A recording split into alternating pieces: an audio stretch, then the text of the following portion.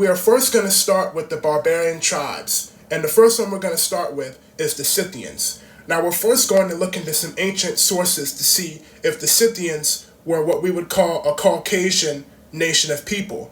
And then we're going to go into some other sources, like I mentioned earlier, linking the Scythians to Japheth.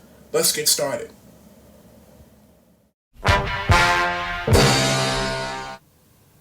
Okay, our first source that we're going to be looking at is a book from 1857. In this division of our chronology, we have recorded the dates of the most remarkable of those barbaric inductions which from time to time swept over the fairest and most civilized portions of the East and West. Though the invading tribes were known by different names, yet as they all, or nearly all, proceeded from a common source. Okay, that's important to keep in mind. Common source. Let's remember that. Now, this source is going to be very interesting for our breakdown of the Scythians, because one thing that I've seen many Hebrew Israelites do is they will look at sources that talk about the personality and the culture and the behavioral traits of a people and not really the skin color, eye color, and hair texture to break down who these people are today. And we're going to be doing both.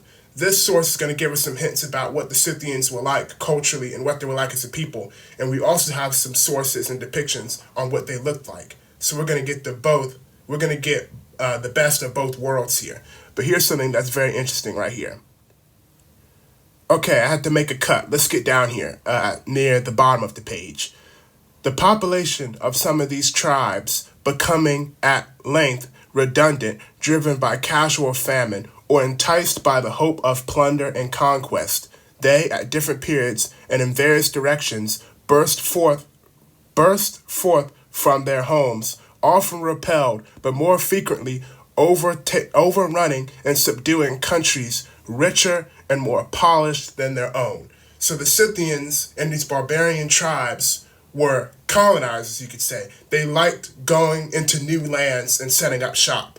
Conquest, plunder, and conquest. So right now, we are seeing a connection with the Scythians, with commonly referred to the Caucasian today, no matter that be British Empire, Soviet Union, America. We are seeing a common character trait right here in this book, 1857. Okay, we're now in another book. This book is from 1858. And this book actually gives us information about the so-called racial characteristics of the Scythians. It says type, tall stature, red hair, very fair skin, and blue eyes. Now I'm actually going to go to an old dictionary and look up fair skin and show you that fair skin does not refer to dark complexion. Fair and swarthy are two completely different sides of the spectrum. Fair skin meaning light skin, white skin, swarthy meaning a dark complexion. Now, a lot of people, One West Camp Israelites, like to try and dispute things by saying, oh, fair skin, fair doesn't mean white, fair doesn't mean white. And they like to just bring up the points that words meant things differently back in the day, which I actually mentioned that as well. But it's kind of hypocritical because they teach that the red in Genesis chapter 25, verse 25 is referring to white people, which in the Hebrew, red, admoni, ruddy, refers to people of color. It was never used to refer to Europeans, but they don't acknowledge that change. But yet they'll go here and try and say white means black, and black means black, and swarthy means black. But not everybody was black, so you had to have words for Asians and Europeans, all that type of stuff, and you did have these words. And we're actually going to go to one of the old dictionaries from the 1800s, and we're going to find out that fair skin does mean a white complexion. But let's read a little bit.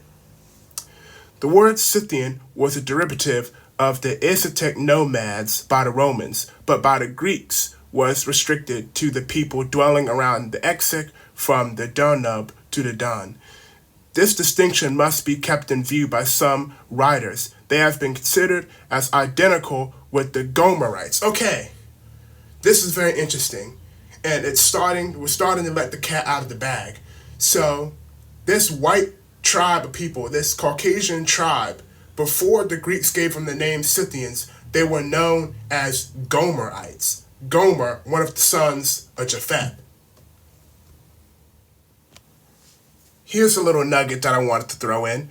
So this book from 1858 also talks about another tribe of white folks, and this is very significant when crushing the Esau's the white man doctrine, because according to this source, you had a tribe of people with fair complexion, blue eyes, and yellow hair dwelling on the eastward confines of China during the 3rd century BC. So during the 3rd century BC, you already had blonde hair, blue eyes, white folks living near the Chinese. Now, I remember going in a few months ago looking at different time periods that books of the Bible were written. So based on the sources I was able to put together, you had white people living right next door to the Chinese during the same time period that the book of Nehemiah was being written. So you had Israelites experiencing the Old Testament while white people were already in the European steppes, European China area, Asia.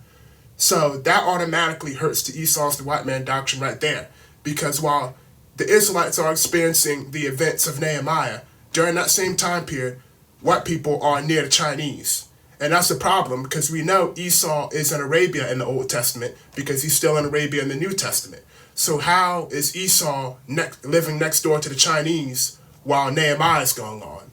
So you see, there's a hole right there. Because what happens is a lot of the people in the One West camps, they do not go into the history.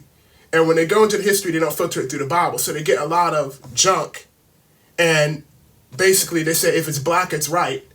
And if it's white, it's wrong. So they don't look into these sources of where these ancient white peoples really come from. And when you look into the history of the so-called white race, it's not a race because it's only one race. We all come from Adam and Eve. But when you look into white people, it really starts to hurt the Esau's the white man doctrine even more, because the farther and farther you go back into white history, their origin is in Asia. You find white people near China and the Russian steppes. You don't find white people in Africa and in Arabia and in Yemen. You find them near Chinese.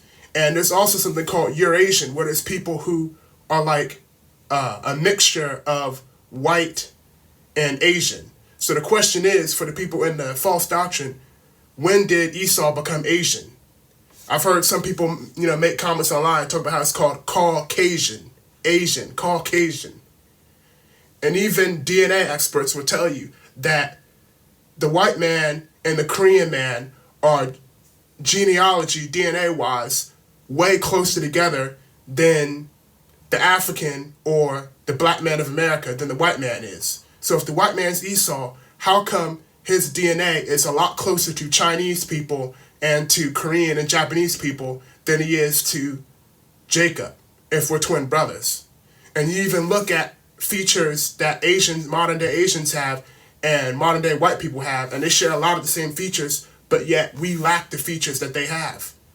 Like I said, the Eurasian, you even have white folks who are not Asian, but they have Asian features, like Asian eyes. Because the so-called origin of white peoples comes from Asia. And we're going to learn throughout this series, Finding Japheth, that a lot of these white tribes came out of Asia before going into Europe. So we had these people near China that came out of there. You had the Russian steppes, the Caucasus Mountains, they came through there. They didn't come through Israel, Palestine, Yemen, and Africa, and all the other type of stuff. They didn't come through those places. And we're going to learn a lot in this series.